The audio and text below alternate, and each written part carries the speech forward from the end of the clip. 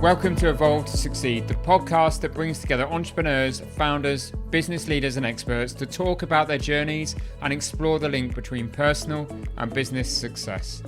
I'm your host, Warren Munson, founder of Evolve, a coaching, training and development company focused on enabling business and personal success and creating a community of like-minded individuals. Whether that be through our peer groups, one-to-one coaching, our training and development programs for you and your teams, or through our content and events, our mission is to get the best out of each individual and inspire them to be better both in life and in business. If you want to learn more about Evolve, including our beautiful co-working space in Ashley Cross in Poole, then please go to evolvemembers.com, where you'll find great content, insights, details of all of our services, and also information on our forthcoming events.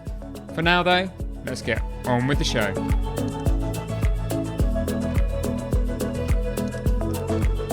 Welcome to this week's episode. Today I'm talking to Dave Chedgy, who went from professional rugby player to city trader and then co-founder of Dynamic Health, a boutique personal training studio, which he runs with his wife Natasha. Dave's also got a degree in physics and is a National Academy of Sports Medicine Level 4 personal trainer and fitness nutrition specialist.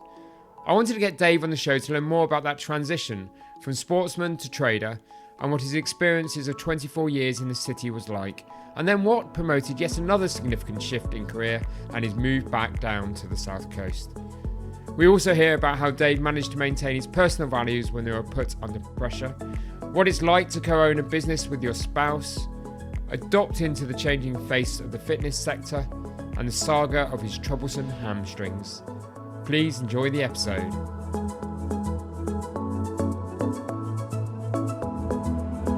Hi Dave, welcome to the Evolve to Succeed podcast.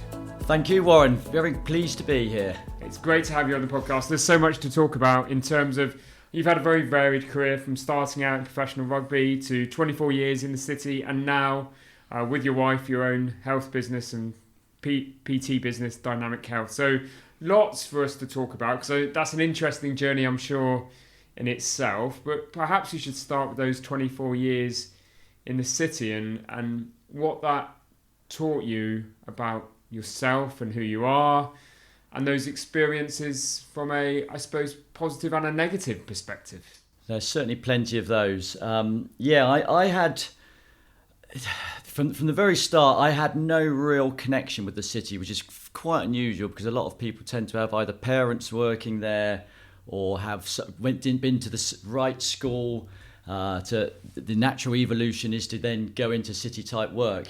Do you think that's still the same these days? Do you think less and less so. So certainly towards the end, well, certainly the last 10 years, whereas before you would have probably found your sort of market trader, second-hand car salesman type Del Boy, as you would picture in the city. Yeah. It's definitely since probably for the last 15, 20 years, it's become much more maths orientated. Right. I think where the underlying financial instruments are becoming more and more complex, in order to be perceived or to actually understand the underlying risks, you have to, in theory, know a lot of the maths behind it. So therefore, it's moved away from your second-hand cars salesman to like the average graduate now is probably a undergraduate at Oxford in maths. They'll do a economics and maths at Harvard, PhD, and then come into the city. So it's definitely coming much more from a cerebral perspective. Okay, that's interesting, isn't it? So was it, obviously we'll come on to the, before that you were a professional rugby player, and I do want to have a chat about that and the lessons you learned from that, but was it always a career to go into the city that you saw at some point when your professional sort of sports career ended? Well, to be honest, I'll talk about the rugby side. That was way shorter and briefer than I ever wanted it to be. But no, I as I said, no real connections. All I ever had was an underlying desire not to do a 9-to-5 job and work as an employee for someone for 40 odd years, being whether you're good, bad, indifferent at your job, getting paid the same amount. I wanted something that would give me the opportunity where there was no real ceiling. If I was very good, I'd get paid very well. If I wasn't particularly good, then obviously the other happens. But and I didn't really, I was born and raised in this area. Went to Broadstone Middle School, Corfe Hill School. just standard state education. So didn't really get introduced to the city at all. Without it wasn't even given as a career. But I think first or second year of university read a book called Liar's Poker, which is a classic city book. Yeah, read the book many years ago. Read the book, and bizarrely, my pretty much my second job was at a company called Salomon Brothers, which was what the book was all based around. And I was, within a couple of years of reading this book at university, I was working on a trading floor with the characters that I was reading about in the book. So the reason I went into the city is, as I said, I wanted to avoid just the long. I didn't want it scared me, a big long career in front of me where I didn't want to work that hard for that long period of time. The idea of a job where I could go in and earn a lot of money, work really intensely. Hard work didn't scare me, but hard work over 40 or 50 years I just couldn't get my head around. So I wanted something where I could go in and hopefully work hard and get rewarded quickly for it.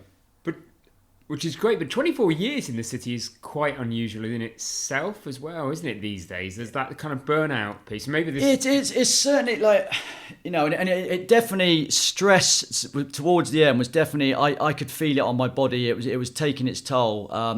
As you can see, these grey hairs, they At least you have hair. I wasn't going to comment, but 7 or 8 years ago I didn't have these. But I think it's an accumulation of stress and pressure. You can take it in your 20s and 30s. Then as soon as you get to that point when you have kids, you're not sleeping as well. You're still expected to go out till 3 a.m, be at your desk at 6:30. There's a reason it's a young man's game. And for me also, it also just tied in with when a lot of the fun was leaving the job. A lot of the job roles are being de-risked. You weren't able to take on the same degrees of risk and positions that you used to be able to, and just the general fun of the job. Yeah. Like a lot of things in the last few years, it's been eked out of it. So is that professionalism or regulation coming in, or just the modern way of the world? I think it was certainly a knee-jerk reaction to sort of say 2008, 2009. Yeah. From then on, it definitely the whole job became a lot harder, a lot more regulated, and like everything, I think a lot of businesses have found it. I don't think it's quite as bad now, but certainly the sort of 5 or 6 years after that become highly regulated, and there was, and all for a good reason, to be honest. There was a lot of things going on in the city back then, which were wrong, and it needed to be regulated to a certain extent. But you had the combination of that and then Brexit coming in and all of that type of thing, and unfortunately it all went the same way. So you've got your hands tied in knots, lots of regulations, and all the fun leaving. So that was pretty much spelt the end for me. Spelt the end. Yeah. And it's you're recounting those years with a smile on your face, Dave. So you're obviously a great period of your life.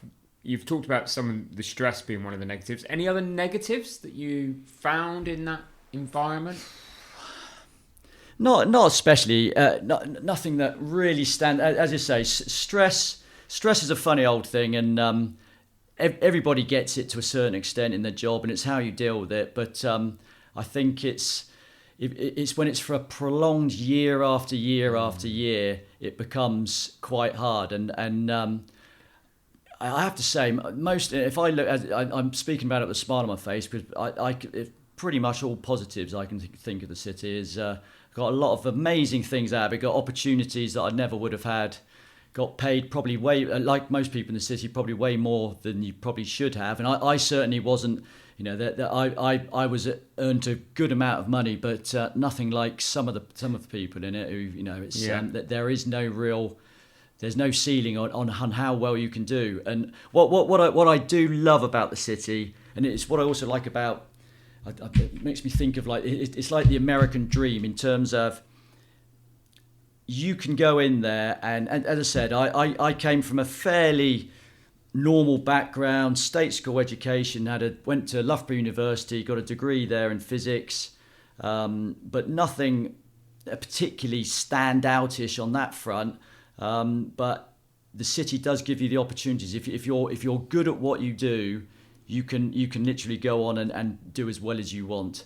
So it does open up opportunities that a lot of jobs just don't. There is don't that give glass you. ceiling, or there is somebody to be promoted that needs to be promoted that needs to be promoted. You've got to wait before you get your opportunity. And that's what, because I did a lot of jobs, particularly in this area. I was working at Pool Hospital as a porter and all that type of thing.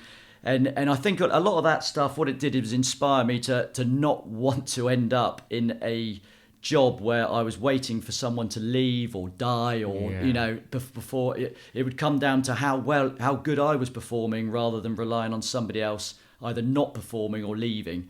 And that unfortunately there are a lot of jobs out there where that is the case. Just get caught in the trap, and that wasn't what you wanted. So, exactly. But we probably should just rewind then to immediately after university. You did have a professional rugby career for a period of time. Yes. As I said, not as long as I'd like to. I would describe it more as dabbling in the world of professional sport. So unfortunately, I had a lot going for me on the rugby side. Apart from the main thing I didn't was durability. So lots of dodgy hamstrings. I was a winger or fullback, and what I had going for me was speed. But unfortunately, what goes with speed tends to be tight muscles, and I was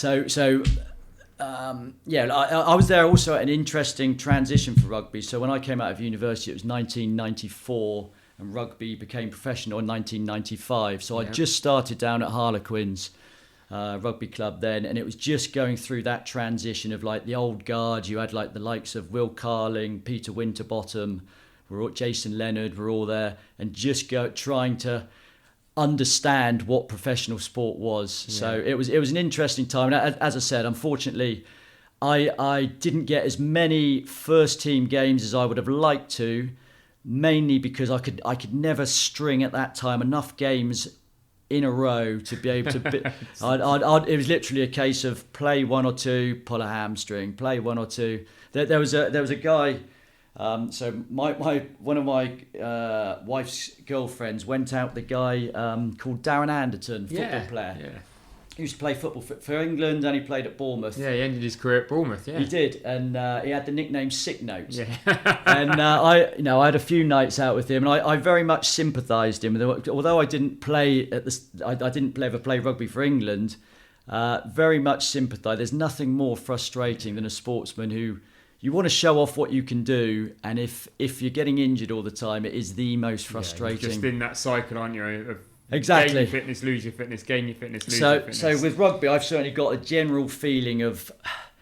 It feels like unfinished business, but unfortunately, at the age I am now, it's probably going to remain unfinished. I think it's done. Yeah, I think that horse is bolted, unfortunately. But no, I loved it. Got to play with some great players and against some great players. Loved every moment of it. Learned a lot from it, which I probably some of that was almost on the negative side that I've taken forward into my career in the city and leaving.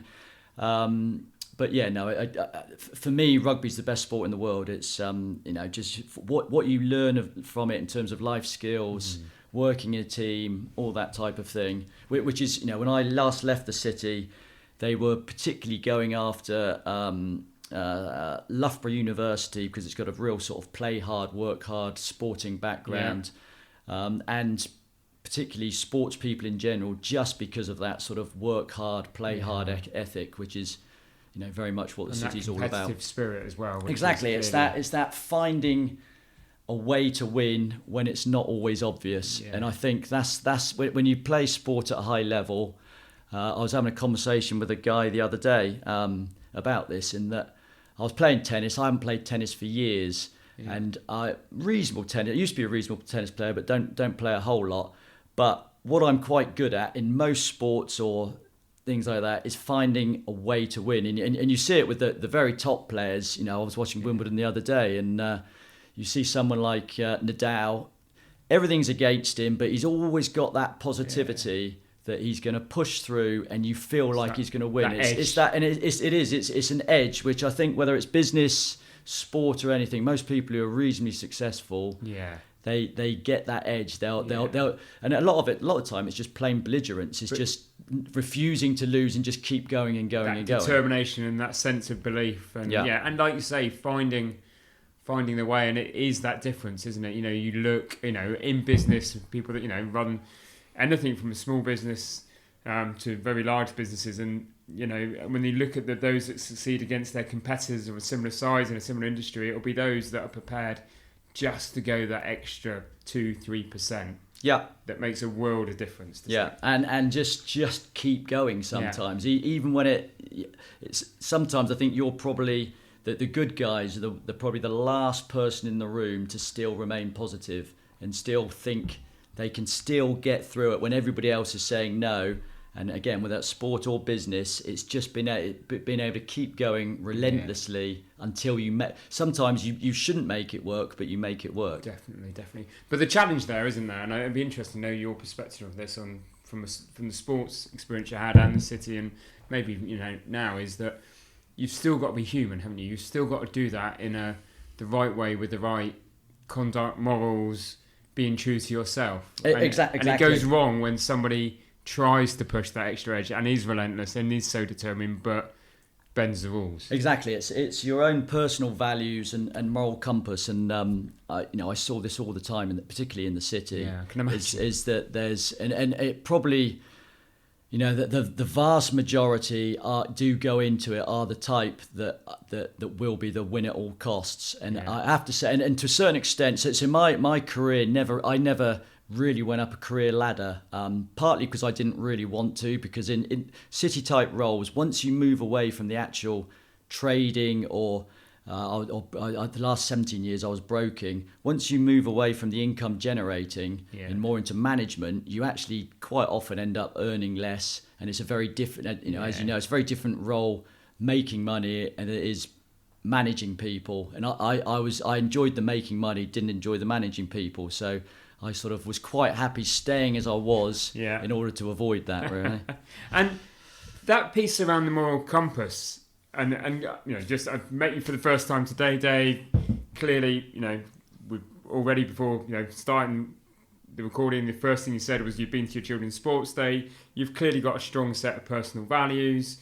How do you, in those challenging environments, in the city, when you've got those values and you've got that moral compass, really stick to the kind of right path? It is a tough one. And certainly there's definitely grey areas where, like everything in life, it's not always black and white. Black and white doesn't really exist. No, and definitely it does get tested. And I can think of a number of times when I probably could have earned a bit more, or progressed my career by stabbing somebody in the back, or saying something. And it's for me, I guess it comes down to a lot of it just your upbringing. But for me, it was just never worth it. Money's money at the end of the day, and I worked for 17 years for the same firm within the same team of 3 or 4. We all stayed together for that period, and the reason we stayed together is I think we had very different personalities, very different perspectives, but we'd look after each other. And I think that a lot, certainly from my side, a lot of that comes from just that whole team ethic. Is that if you're in a team, you look after each other, we definitely tested a few.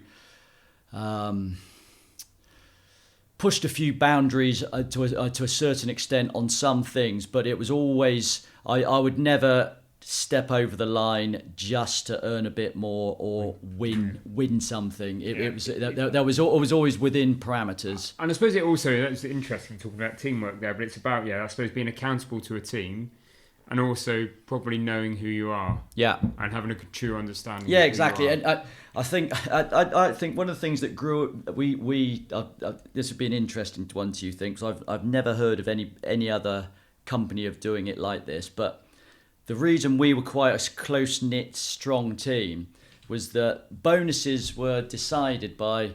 You get a quarterly bonus every quarter, so there'd be me and 3 or 4 other guys would go into the room.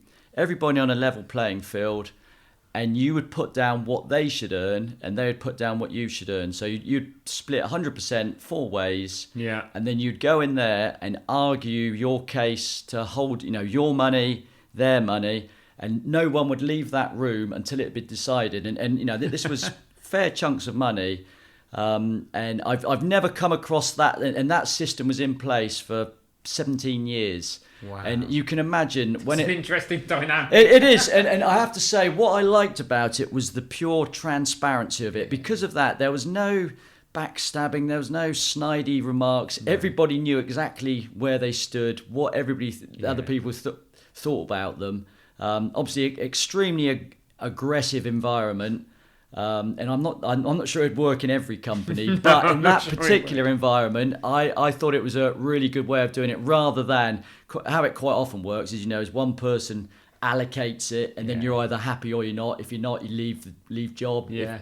So very different. I've never come across it anywhere else. But it does make that collaborative working, and it does make you be honest with each other as a team, doesn't it? About how you've performed over the quarter, because we know we all ebb and flow in life, don't we? In performance, and it does. If you haven't carried your weight one quarter, well, it does, and people will literally tell you to your face you haven't carried it. There was no hiding places. But what it, I think it probably only really works in that type of job, because everybody's got, a skin like a rhinoceros. Yeah. And everybody can take hard comments, and don't take it too personally. I think that's the key. Although sometimes, obviously, it can get fairly personal. Yeah, I can imagine. But I suppose there is some lessons in there for your average kind of everyday business, which is about, trying to be honest and being open with communication, and not allowing politics to come into play. That's the key, I think. I think whether you see it with whether it's business, families, whatever. I think once you start sweeping things under the carpet, avoiding, if there's an elephant in the room, avoiding it, and just lack of transparency in anything, I think is normally all you're doing is making trouble for yourself further down the road. Absolutely. But there obviously came a point in that kind of, towards the end of those 25 years, you've talked about the stress, you've talked about the grey hairs, but what was the final thing that made you decide, actually, right, leaving the city, going to come back to sort of Paul, Bournemouth, Dorset, and set up home here? Well, I always had a long-term plan. So, as I said, my when I went into the city, I certainly wasn't a typical city type person. I'm not. Anybody who knows me will know I'm not in any way materialistic, which is very unusual for the city. I always had a very long-term plan that I wanted to go in there, work as hard as I could, earn as much as I could, not just spend it, put it away, and then get out. Like, the plan was always to get out at the age of 40. Because I come from this area, I knew what a lovely area it was and wanted to end up back here. Yeah. So didn't quite make 40, but I think if you bit of advice, if anybody does go to the city or whatever you do, I think it's good to have a plan of where you're actually looking to go, because so many of the people I know in the city get caught up in, they start earning big money, they start spending big money, they buy the big mortgaged house, they have kids going to the nicest or poshest schools, most expensive schools, and all of a sudden you get locked in. And although you're earning all this money, trapped, you're as trapped. So you're as trapped as somebody on average earnings, aren't exactly. you? I know people who are still up there who probably need £300,000 or £400,000 a year just to break even, and they're more trapped than somebody earning £30,000 a year but only spending 20. So it's I think the key is. Fine, I'm not saying material. If you're into that sort of thing and you like the latest cars and latest gadgets, fine. If that's what motivates you, but be very careful, because that locks you onto a conveyor belt that it's not easy to get off. And it's interesting. I would just relate a little bit to my own personal story there. So when I had the opportunity to become a partner in a national firm at age 30, or set up Inspire, my own business. One of the reasons I did it was I thought, right, I can do it now. I can walk away from my earnings, But if I become a partner in this national firm, start earning that level, then will I ever have the courage or the guts to walk away? Therefore, right, the time now isn't to take that kind of partnership. It is to go and do my own thing and see what I can create for myself. Exactly. Well, you end up putting yourself in a financial straitjacket. Yeah. And I still think the ballsiest thing I've ever done is to walk away. And it was certainly not for me. This, as I said, it was years in the planning, and then when from about the age of 40, it was what I wanted to do, but it probably took me, it took me 4 or 5 years to actually get the testicular fortitude to actually pull the trigger and do it. The execution of it. Yeah, the part of the problem was that none of my peers, I didn't really see anybody else do it. Everybody gets caught up in it, and it's walking away from a big salary to essentially nothing is difficult to bring yourself to do, and I hadn't seen anybody else do it. I suppose it'd always be one more year. Well, exactly. And that's what then traps you. One more grey hair. One more grey hair. But unfortunately, and I'm. You see it all the time, is that extra 1 year. I think you get to a certain point in your life, and those extra years, they're taking probably a 10-year section out of the longevity of your own life. So it's not just a linear relationship at that point. 1 year does not equal another year. It's and no regrets now leaving the city. That was 4 years ago, 4 or 5 years ago? No. Well, funny old time to do it. Obviously, I think I did it about 14 months pre-COVID. Okay. Certainly in terms of a time to go and start up a business, particularly a fitness business, probably not the ideal time. But as we said earlier, you when you're forced into a corner, you make things happen. In terms of regrets. Yeah, I miss the money. I'm not quite earning the same as I was now as a personal trainer, but and I miss a bit of the banter. But other than that, I think I did it so hard for so long that I was happy to walk away when I did. And you had that objective in mind. Exactly. You started with the end in mind, didn't you? Exactly. I think that helps when you're working towards something and you finally get there. It's just the tough bit's knowing when the right time is. And I think almost fortuitously to me, so up in London, just generally 2012, particularly with the Olympics, felt like the golden years. That felt like you were in the best place on the planet at that point. And then ever since then, it just felt a gradual, if it'd gone over the top of the precipice, going down the other side. Brexit came along, and then obviously you've had everything else since. Yeah. And it felt like, so I left in June 2017, literally handed in my notice. I'd just sold my house quietly, obviously not letting the people know at work. And then handed in my notice and took the kids out of school. We went on a 6-month round the world trip, which, in light of how things have now transpired, don't know when or if you could do that again. To a certain extent. At the most amazing time of my life, and and then we had about 14 months to set up a business, which was lucky because I think if we'd left it another year, we wouldn't have had a business to run over COVID. But when COVID came along, fortunately, where we've been running for about 14 months, we had a business, it's a small business but a growing business at the time. Yeah, and obviously at that point it was a case of having everything went on online, and we had enough clients then who stuck with us and came with us. Okay. If we hadn't have got it to that stage, I think it'd have been a few years of almost doing nothing, and then I'm not sure I'd have been trying to start. It'd have been a very different position. So got lucky on that front that we had enough time to set up initially. If you make plans, then luck comes your way sometimes, doesn't it? But do tell us a bit about Dynamic Health. So what it is a business with Natasha, your wife. I understand it. Yeah. Me and Tash have been together. Actually, I don't know if I should even go there. I'm going to get myself wrong with my calculation. I think 2005 we got married. So she's a very sporty girl. I met her at university. Okay.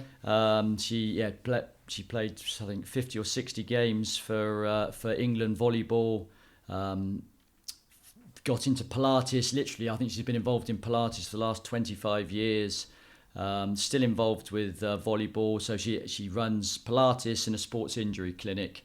So I do the PT and circuit side of things. Yeah, I break them and then she fixes them. How are your hamstrings holding up? It's funny you should say that. Strangely enough, they're way better now than they were in my 20s. And for years, my wife used to say, "You need to get into Pilates." And I'm the typical bloke. Give me some weights, tell me to do some sprints. I know where I am, and I never really did any stretching, and I look back and do wonder what might have been if I'd actually listened to her back then, because I only do it once a week, but it's made an unbelievable difference to me. My last few years in the city, I was getting lower back problems, really struggling to stand. It's one of those you almost wish you'd done a before and after video. Yeah. In that I feel now like I've got my body back from my 20s and 30s, and I'm back play. I play touch rugby with Wimborne Rugby Club once a week. Fat Dads on a Wednesday. Yeah. If anybody wants to join us down the beach during the summer. I'm running around. I'm touch wood. I haven't had an injury for the last 3 or 4 years. Whereas, back in my late 20s, early 30s, I knew if I sprinted 3 or 4 times, I'd pull my hammy once. It's just the way it is. It is. Or was, yeah. Yeah. So, and how's your health changed then? Were you in that time in the city? Were you always into your health and fitness? I was, but within the context that it is a work hard, play hard environment. So you're, fortunately for me, I enjoy a night out, but I've only got into alcohol. So there's a lot of other obviously extracurricular stuff that goes on, and I've never had any interest in that. So I've kept myself fit and healthy throughout that time. I was always one for going to the gym sort of at least 2 or 3 times a week. But you are leading a pretty unhealthy lifestyle. You're out entertaining, drinking too early out. Drinking, eating, diet's difficult to maintain. It is, which again, you can do it in your 20s and 30s, but then you start to know in your 40s, you do just start to notice that it does, like stress, it sticks to you rather than just water off a duck's back. So you've obviously enjoyed getting your own personal health and fitness back in the last 4 years? Yeah, that's been a big plus for me. Just the fact that I went from, I think my last game of rugby was aged about 14 years ago was the last time I played rugby, because I literally couldn't go on a pitch without getting an injury, and because of what I've been doing now, I'm training almost every day or running around with people. I'm playing touch, 5-a-side football, all that type of thing, which previously there'd have been calf strains, quads going. It'd have been I'm touch wood. I'm not having any of that now. So it's been nice feeling like I've got my old body back again, to be honest. And how does it feel running a business with your wife? Yeah, it's a funny old one, isn't it? It's always an interesting dynamic. It is. I think it works really well with us. Partly because it's a relatively small studio. We can get sort of 10 to 12 people in, but because we work alongside each other rather than together. So there's a couple of classes where we run together, but most of it either she's in the studio doing her thing or I'm doing mine. So it works. But I think particularly, one thing I'll say, working with your wife, you just got to realise that you're really there on a consultancy basis, and she's CEO. That's the hint, isn't it? I would imagine that's probably pretty much the same for anybody. Yeah, perfect. Whatever size business. Right, and it sounds like you've got complementary skills which work for your client base. It does, yes. No, it seems to work, and I think that's part of our. Why we've probably done quite well. I think there's a few things on why we've done quite well over the last few years, which have been tough years, is that part of the reason we set it up was in London, a lot of the gyms were going from, rather than being the big corporate gyms, to much sort of smaller, personal, bespoke type fitness companies, and that's the way it was going. I could see that was the way it was going, so that's what we wanted. We wanted to try and make what feels like a private membership club, but without any fees. You're just paying for your use, rather than people are getting fed up with just paying their big direct debit, barely using the gym, and that was the way it was going. And I think particularly the fact it's husband and wife, it gives a bit of personality to the business. Yeah, it must have that personality, that family kind of caring kind of feel. That's certainly what we've tried to get across, and hopefully you'd have to ask the members rather than me. But I think most people would probably agree that we have quite a few sort of social functions and that type of thing, summer drinks, Christmas lunches, that type of stuff. And it has got that, hopefully, that family feel. And do you think that's the way the fitness industry is going, into this kind of more boutique, more kind of refined, kind of targeted approach with pay-as-you-go as the model? I think it is, because I think it's okay for the few people out there who are very self-disciplined and happy just doing their own thing. Yeah. That it works great for that. But I would say they're the minority, and it doesn't matter, even if you know what you're doing. It's so easy with fitness and sport to just plateau. You know what you're comfortable with.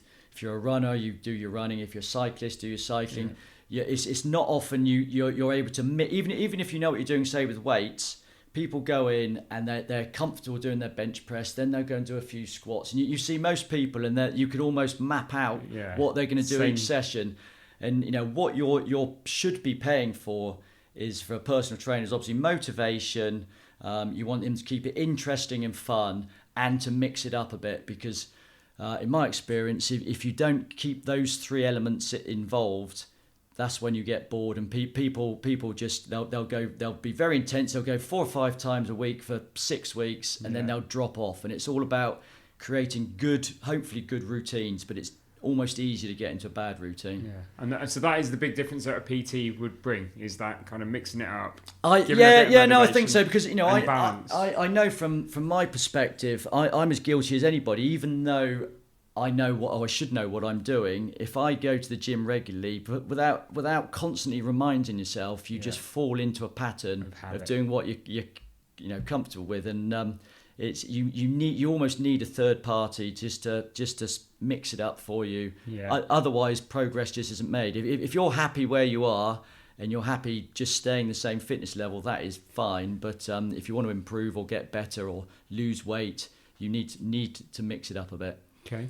And to ask you for the top 3 tips. Somebody listening to this that is thinking, right, okay, in my 20s, 30s, I was healthy. I used to think about my nutrition, diet. I used to do a bit of exercise, I could keep the weight off. But maybe now, approaching their 40s or in their 40s or even in their 50s plus, and they're thinking about, right, I actually need to take the first steps towards being healthier, living a healthier lifestyle. Yeah. What are your 3 top tips that you would say to them to get them underway? Well, it's the first one is just go through the front door. And most people balk at that one. Is that a lot of people find gyms and things intimidating. It's just actually making the effort to turn up, and half the time it is just showing up. It's getting yourself out of that bad routine into a good routine. And once you've done that's the hard bit. It's just for most people are creatures of habit, and if you can create that good routine, get something booked in the diary, and not give yourself a choice. If you know that's what you're going to do at that time, that then becomes habit forming, and you're not giving yourself any difficult questions. When you give yourself a question, shall I do it or shan't I do it? There's all too many things that can come up in life to make it a good reason not to do it. You just need to be able to just go, right, I'm doing it, and commit. And certainly, I think what I was having various knee issues and just the usual getting older problems that we all do. We all find. Whether it's hips, knees, just all of the good stuff. I think ideally everybody needs to be doing some sort of strength work. Okay. So if you can get in, so I was told at age 40 that I needed a full knee. If I was carrying on as I was, within 5 years I'd need a full knee replacement.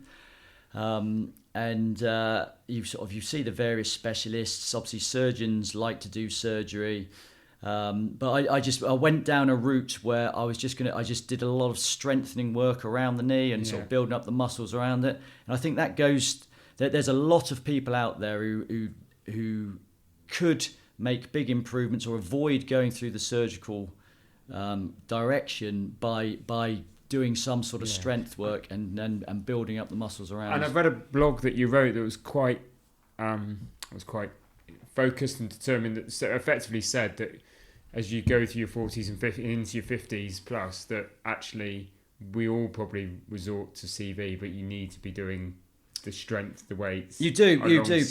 Particularly, my wife wrote an article about osteoporosis, which I think it's a third of all women end up with osteoporosis, which is obviously it's building up your bone density, strength of bones, and guys do as well, but it's particularly an onus for women. And just walking and things, it's better than nothing, but it's not enough.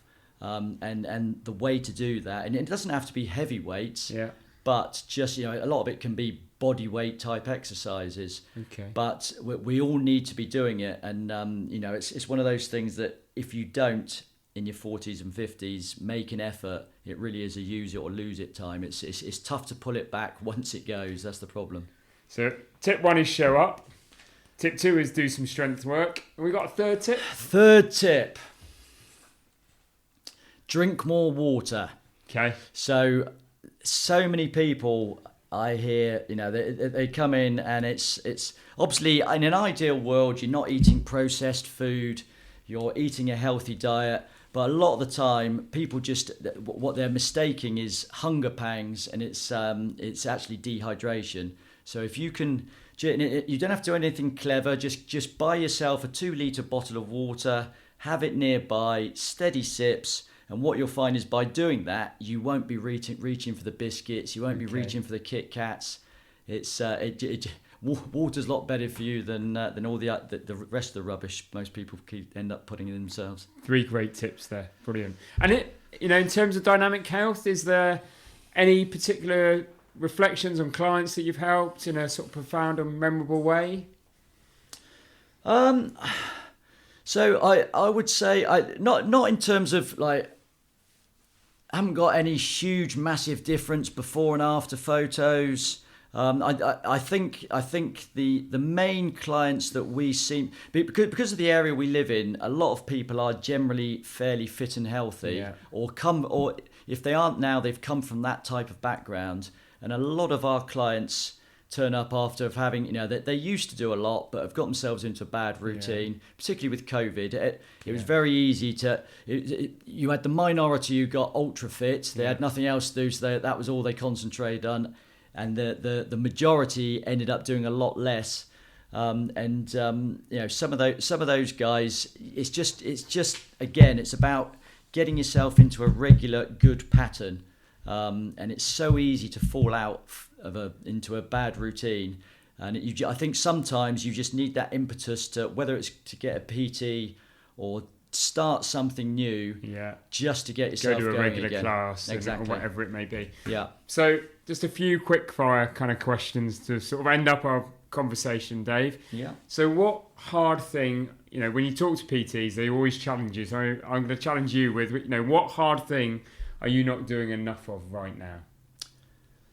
What thing are you prevaricating over? As always, I'm trying to sound whiter than white by saying I do my Pilates, but I do one hour session a week. As like most guys in particular are bad at this stretching. So I've found since coming down here in the last few years, I always thought that I was just inflexible, and I get a lot of people come in and say, "Oh, I can't touch my toes." And I've never actually had a concentrated period of time before where I've worked on that. And out of everything, out of strength, speed, endurance, I would say stretching is probably the thing. Flexibility is the thing you can make the biggest inroad in. Okay. So you would not. I was one of those guys who, if you told me to touch my toes probably 5-6 years ago, my hands would have gone just below my knees. And it's amazing if you actually work on something, what a difference that makes. And I think, obviously the knock-on consequence of that is, when you're in your 40s and 50s, if you're not doing that, that's when you're getting up the niggly little calf strains and various things. Yeah. If you do make a concentrated effort on that, it means you can just do the things you want to do. A lot of the people we get into the gym, part of the reason they do is that they don't want to become an athlete. They don't want to become overly fit and healthy. They just want to be able to go off and kiteboard, windsurf, all of those stuff, all of those type of things. But they're getting back problems, not strong enough cores. Yeah. So stretching and core, I'm as guilty as anybody, but the difference is I've made a concentrated effort to try and turn that around. Just be doing a bit more of that. Exactly. Okay, that's a great response. And in terms of, resilience, you've clearly been resilient in terms of your career, your ambitions and your drive. How do you personally build resilience? I've always equated resilience. I think obviously some people, like everything, some people naturally are more resilient than others, but I think for the vast majority, it comes down to experiences. And I think the more you put yourself through, particularly I'm always one that will go towards an uncomfortable situation. If something scares me or risky, and to almost to my detriment to a certain extent, but I'll go towards it. And I think the more times you put yourself in those sort of, and it doesn't have to be particularly risky, it just has to be an environment where you're a bit uncomfortable with it. The more you put yourself in that situation and come through it, the more you build up, your ability to adapt in those situations and to have the confidence that you're going to come through them. The problem is a lot of people shy away from those situations and never get over the threshold of getting the confidence to know that they can deal with those situations. It's the confidence bit. I'd actually resonate with that. I agree with that. So, final question. It's the Evolve to Succeed podcast. It's been great having you on as a guest, just to hear how your life and your story has evolved in terms of 3 sections of your career and life. But what does success now mean for you? That's a good question. Let me have a little think about that one. So for me, it's a different phase in life. Obviously, I'm now in the position I am.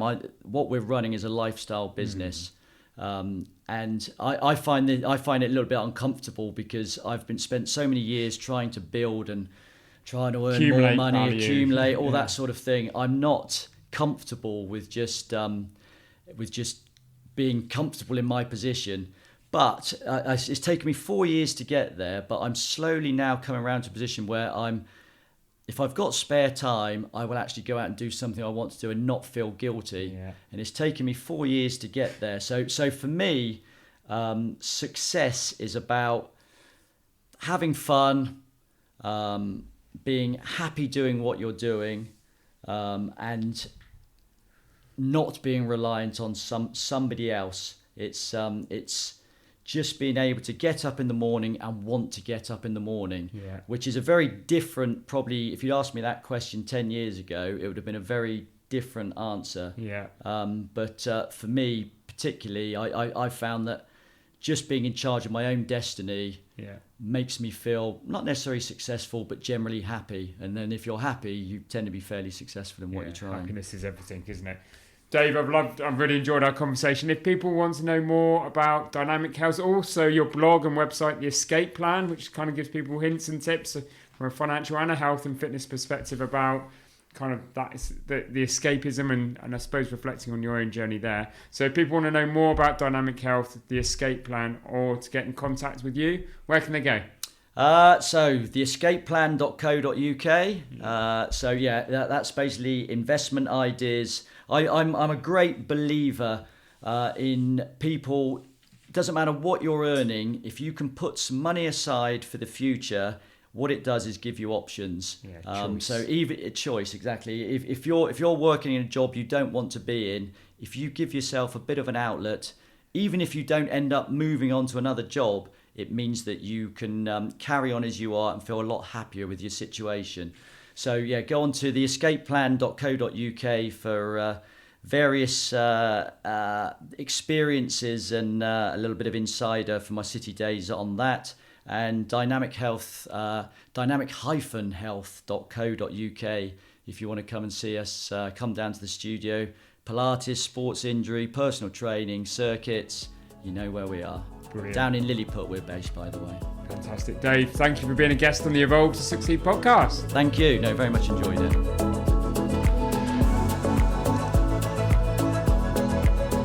Thank you for listening to the Evolve to Succeed podcast. My hope with every episode is that you've learned something new or heard something that challenged your way of thinking and further motivated you on your path towards becoming a more knowledgeable, informed and inspired individual and business leader. If you enjoyed this episode, then please help us by rating, reviewing and subscribing. We really value your feedback and would love to have you along for future episodes. And please don't forget to learn more about Evolve by going to evolvemembers.com. Thank you for listening. See you next week.